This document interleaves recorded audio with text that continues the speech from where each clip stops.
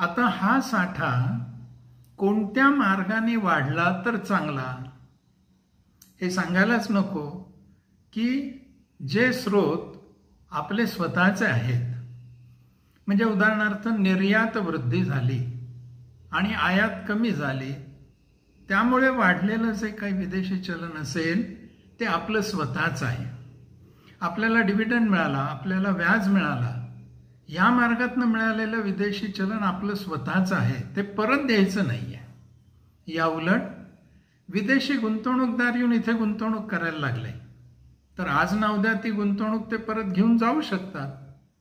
विदेशी संस्थांनी कर्ज दिली तर आज ना उद्या त्याची परतफेड करायची आहे, त्याच्यावर व्याज द्यायचं आहे.